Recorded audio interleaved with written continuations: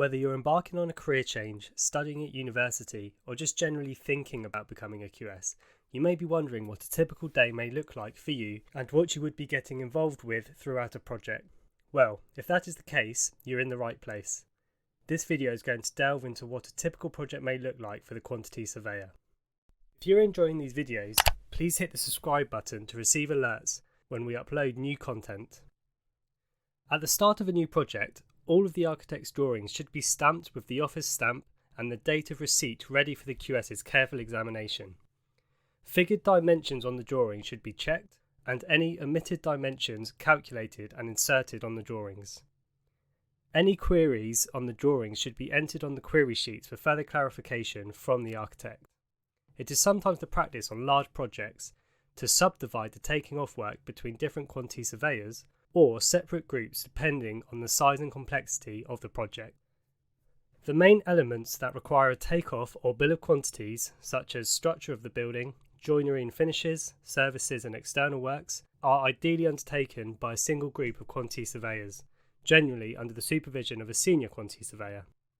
The final documents then need to be dispatched to tenderers with a covering letter stating the date, time and place where the tenders are to be delivered, where and when the contract drawings can be inspected, how the contractor can visit the site, request for acknowledgement of receipt of documents. During a project, quantity surveyors must keep extensive cost records of daily activities on site and produce accurate cost forecasts at various stages of the project. The client will need to know the likely sums which he will be required to pay the contractor and when they will occur. To meet this need, the quantity surveyor will prepare a schedule of the likely amounts due and their timings by using the most up-to-date and agreed programme of works. Any issues of variations to the scope of works or duration must be flagged up by the QS, reported, and then assist in the necessary contractual mitigation procedures. Normally, the QS is notified of such changes before they are implemented on the site. Therefore, he should have adequate time to prepare detailed cost comparisons and can inform the client of the likely cost consequences of the changes and what may be the best option for them. Throughout the project, assessing subcontractor applications and approving payments will become a monthly norm. It is always good practice for a QS to liaise well and build a good relationship with the subcontractors working on their project. Upon completion of a project, the quantity surveyor will be tasked with producing a final account.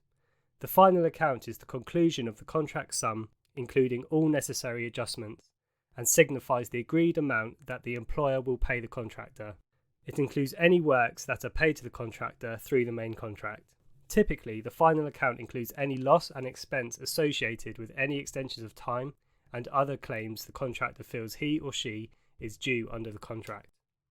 It also indicates the finalisation of any disputes that may have arisen, and in that sense draws a line under the financial obligations of both parties.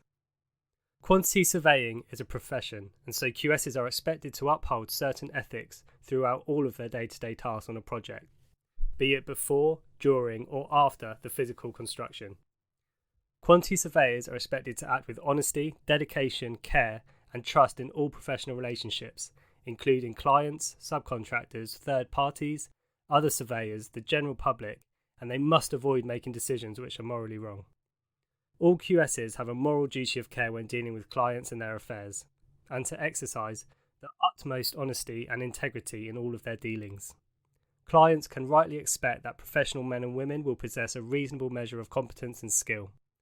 Within the Royal Institute of Chartered Surveyors Rules of Conduct, they state, members of the institution shall discharge their professional duties to their client and to wider public interest in accordance with the objectives of institution.